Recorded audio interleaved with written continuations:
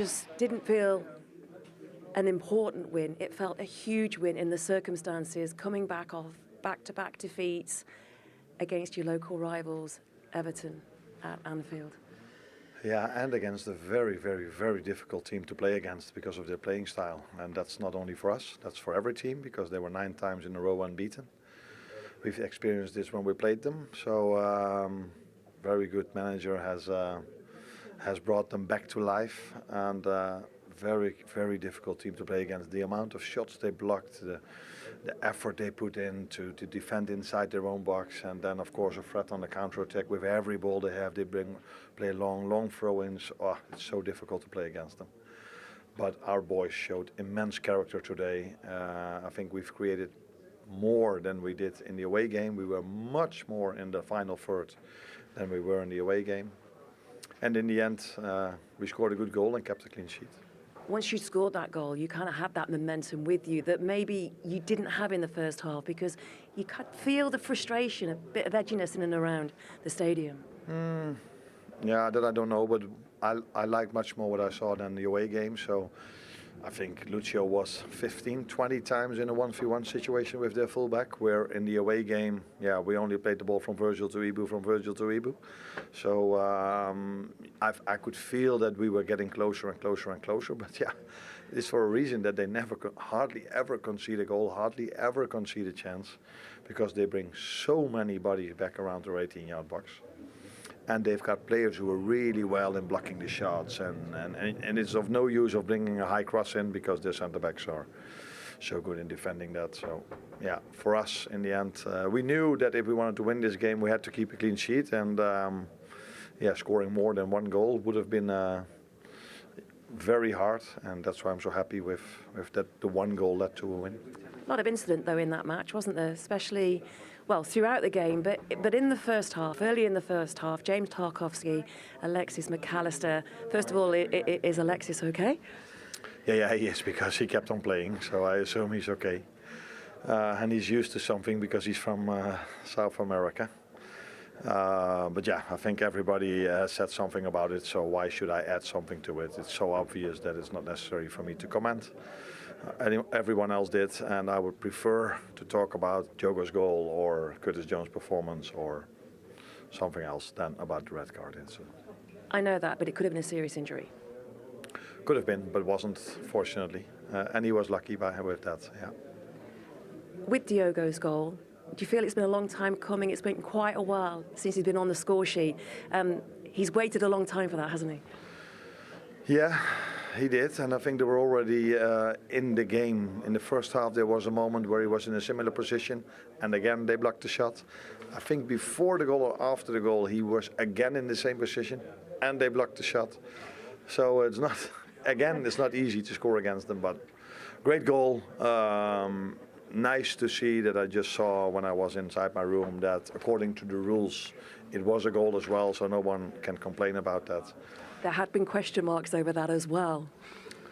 There's always question marks if a goal, but the good thing is we've got rules, and the rules tells us that at least that's what they just showed on television, that it's a clear goal.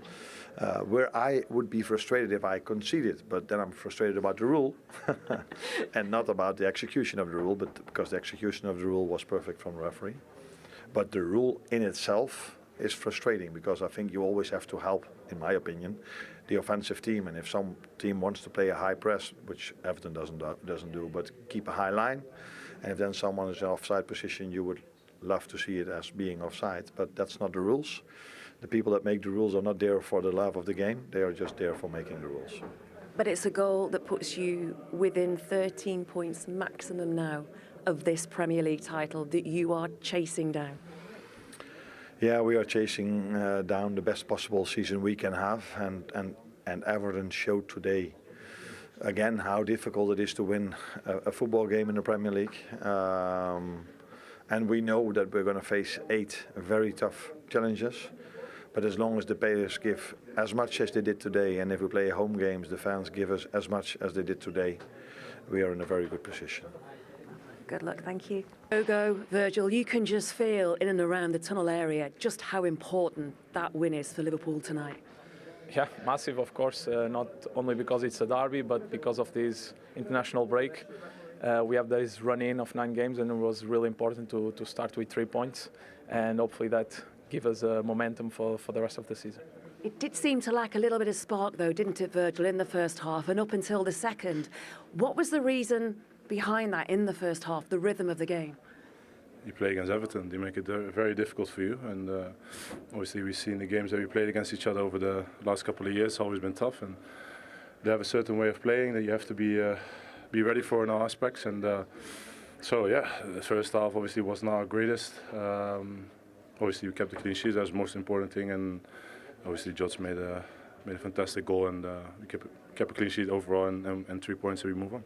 Did you feel there was a little bit of a hangover as well because of what happened at Goodison Park back in February and the manner of that game? No, not at all. Not at all.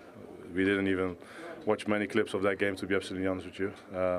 We know this game is always going to be tough, and today it was the same. A very direct second ball fight. Let us have the ball quite a lot, and obviously then on the break they can punish you, and could have done as well in the first half. But we stayed in the game and well-deserved 3 points. How much did you enjoy that goal, Diogo? It's been a while. Did you feel that one had been coming? Yeah, of course. I always believe in myself. I always believe that the chances will come, and I need to be there to take them. Hopefully, this game starts a good run as well for me.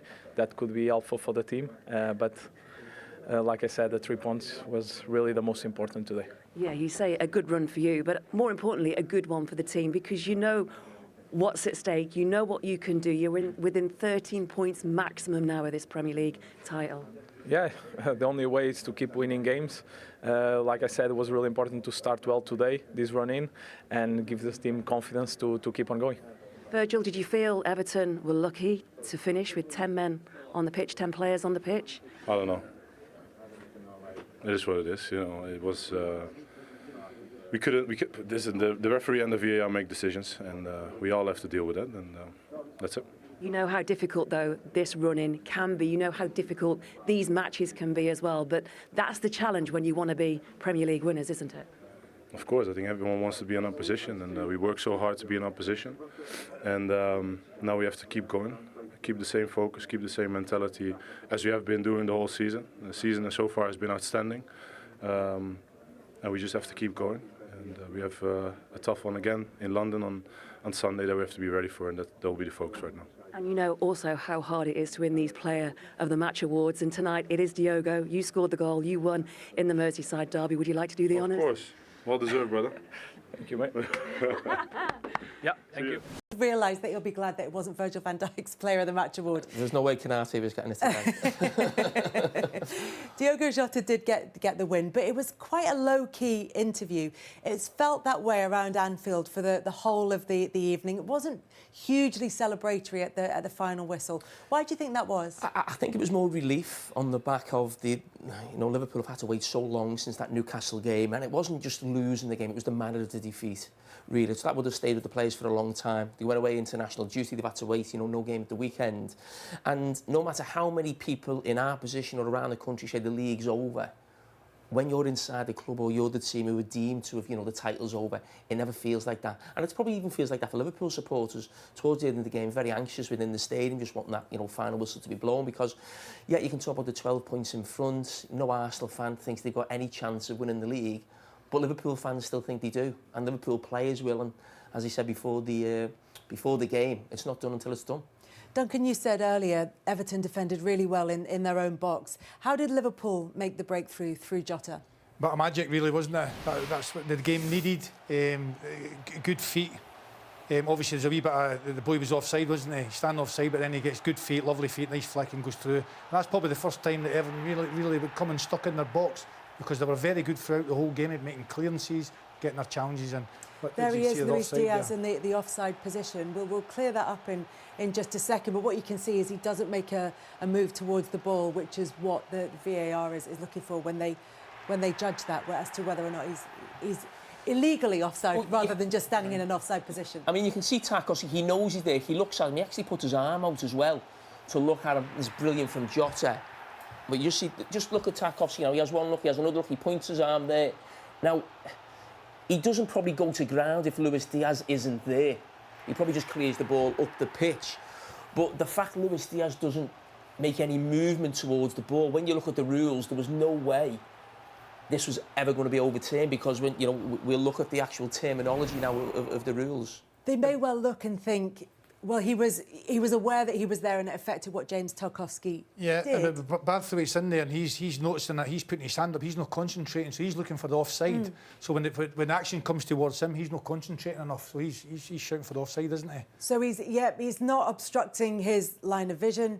He isn't challenging for the ball. He isn't even attempting to play the ball or even really move towards it, and isn't making an obvious action which impacts on the ability of James Tarkowski to play the ball, because Tarkowski did play the ball, but he was standing in an offside position. Yeah, and listen, when you go through it's not going to be given. That tells you that it's not offside. But I mean, we'll just look at it again. You just say, it's really interesting. Tarkowski, he's well aware of that. He's there. He makes a play to knock it into Ghana, and listen, it's brilliant from Jota. And it's probably the only real big chance Liverpool had in the game, certainly up until that stage. But, I mean, there was something similar, I think, a few years ago, actually, with Harry Kane and Liverpool at a similar end of the pitch. I think Tottenham got the goal that day. But it's interesting, man, I'm commentating on that. Now, I think that's a goal when you actually look at go through the rule book. But I actually think it's unfair at times when a cross comes in and you actually see a defender sort of lunging for it. And as Duncan mentioned before, maybe I've past experience of that. But sometimes when you think someone's gone for a ball at full stretch because the attacker's there and they don't make an attempt for the ball, the defender puts it in his own goal or drops it to the feet of someone else and they score. I think that's very unfair. That one, I think, is a little bit different because Tarkowski isn't in a completely strange position or anything. He's still trying to play that ball into Ghana. So I think it's one of them. If it goes against you, you're frustrated. But I think in the main, most people want that as a goal. Yeah, a little bit of magic, as you say, from Diogo Jota. But you'd imagine that David Moyes is feeling pretty aggrieved. Here he is with Juliet Farrington. The teams around the sort of Champions League places in the division. But he was saying in midweek, David Moyes, and bearing in mind this is the chat in the build-up to this game, that he thought that Everton and Liverpool were maybe as far apart as they had been in a long time. But over these two games now, after this match, he said they were much closer than maybe he thought they would be before he came into the club. Do you think that's a fair assessment? Yeah, because score-wise it is, isn't it? It's a draw and they've only lost one today. If you're looking at football-wise, possession-wise and things like that, they're well away from it. But no, for score-wise, they got a good draw at Goodison, and then it's a narrow defeat tonight. So they're definitely a wee bit closer on the score, that's for sure. And they got the draw, as you say, at Goodison. It was a 1-0 defeat this evening, but David Moyes felt they could have got more from this game here at Anfield. Do you think they did enough to get that? No, I didn't. No. First half I did. One or two, chances, counter-attacking chances. Beto obviously had two counter-attacking chances, one goal offside, one he hit the post. That was the big chance for them. Second half, there wasn't a lot of chances for Everton. Although Liverpool never had a lot of chances either. They had shots on goal, a lot of entries into the box. I thought Everton defended fantastically well, really did. The game plan was brilliant, and it took a wee bit of magic, didn't it, to break them down. As you said, difficult fixtures coming up for Everton. They've got Arsenal and then Forest still to come, and playing those Champions League teams, or those teams challenging for Champions League places over the coming weeks. What do you think they need to get between now and the end of the season? They're very comfortable in terms of their league position and have been for a while. And sometimes you can lose that edge from the performances. Yeah, it's down to the manager, isn't it, to keep that motivation going. I think he talks about relegation, the three teams that are going to get relegated are down there. Everton have been safe for a long time, and it's just keeping the players motivated and getting results to climb that table. It's congested in there. A few results can get you up to the mid-table. So that's what we're looking to do, to keep the momentum going into for next season, to keep the fans on board, everybody on board, and to get results. That's the name of the game, just to get results. Yeah, there's been a lot of talk about this new stadium, and obviously Everton fans will miss Goodison, one of the historic grounds in the Premier League. But the stadium's going to bring a lot to the city. It's going to bring a lot to the area, and Everton will be hoping it can bring a lot to them. Can they take momentum from this season into next if they finish strongly? I think they can. They'll want to finish at Goodison. That'll be the big thing for them this season, to finish at Goodison, maybe go undefeated. They've gone a long while now since David Moyes has come in his first game. I think they lost at home to Aston Villa, I think. I mean, it looks fantastic. I drive past it most days. Especially at night time, doesn't it? Yeah, and I think you're right, Kelly. Listen, this stadium's for Everton. It's not just about the city, but I think even if you're a Liverpoolian within the city, you do look at it in awe. And as I said, I drive past it most days. It looks fantastic, and it'll be great for Everton, more importantly than anything, but also great for the city. It looks fantastic on the water there, and it will give them sort of great hope, because it feels like, to me, for the last 5 or 6 years, Everton's whole thing has been, just get to the stadium. Make sure we're a Premier League club by the time we get to the stadium. Obviously, they have ownership issues and managerial issues, just stay in the Premier League, and they've done that. And I actually think it's brilliant that David Moyes is going to be the manager who takes them into the new stadium. And I said before the show that he's an Evertonian. He's not just Everton's manager, he feels like an Evertonian. And his interview was an Everton manager's interview who's lost at Anfield. You complain about the goal, you defend your guy who might have got the red card, and you made it tough for Liverpool, and he's right, they did. Over these 2 games in the last sort of couple of months, they've made it really, really tough for Liverpool, and Liverpool have got more of that to come over the next few years with David Moyes as manager of Everton. Well, hopefully we've explained the offside situation and as to why that wouldn't have been given by the officials. It might not be something that David Moyes wants to accept at the moment, but I think we've done that one. What we haven't looked at again is the James Tarkowski challenge. David Moyes said, I don't want them kind of put in the balance there, and one weighs out the other one. But it was a challenge that, as he said, may have been more at home in previous derbies over previous decades. Jamie would have got away with that one back in the day. But it's naughty, isn't it? He knows what he's doing. He's rolling over the top of the ball. He's gone right through it, and he knows what he's doing there, and he's caught the boy a cracker. A bad one, real bad one. I mean, listen, we know it's a bad tackle. We were no angels, especially in these games. And someone will say, how can you criticise them and show me a tackle on social media? I'm sure they will. But I saw this at the end, them coming together, and he's saying, I didn't mean it. We've all been there. But I go back to a challenge Tarkowski made as a Burnley player against an Everton player. And it was very similar. It was out on the touchline. He come right across, and I can't remember the Everton play. We were very strong on it that night, me and Gary, in the studio. Now, I know you can talk about maybe Everton got away with one, but he let Everton down in some ways, and that, because 9 times out of 10 you get sent off for that. And then you're playing... Well, no, not James Tarkowski, who is the joint record holder in the Premier League for most yellow cards without getting a red card. He's got 63, him and Oriol Romeo. So maybe he's judging it perfectly. Maybe he's just kind of playing on the edge. No, but I think those tackles now, it is daft doing it from your own team's point of view, because with VAR, you shouldn't get away with it. And Everton should have been down to 10 men. And, they were in with a fighting chance there right until the last kick of the game. But if you get a man sent off so early in the game, so he's almost, it's not just about sort of leaving a tackle on a Liverpool player or getting away with one.